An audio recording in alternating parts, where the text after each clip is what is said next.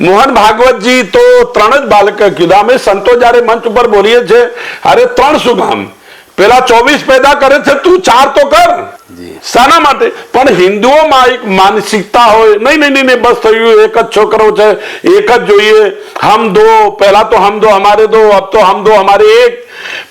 પછી એનો તર્ક આપે, મોંઘવારી છે, આ છે, તે છે, ફલાના છે, કઈ રીતે ચાલશે. આ દેશની સંસ્કૃતિ જો, ભગવાનની રચના જો, ભગવાનની રચના એવી છે, 18 વર્ષની બહેન જ્યાં સુધી એને લગ્ન નથી થતો અને એને લગ્ન થયા પછી એને સંતાન નહીં થતો, ત્યાં સુધી એના વક્ષસ્થળમાં દૂધ નથી આવતો.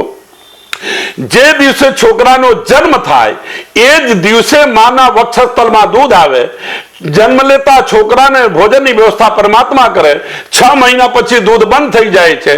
ભોજનની વ્યવસ્થા ભગવાન કરે છે, તો શું કામ ચિંતા કરે છે?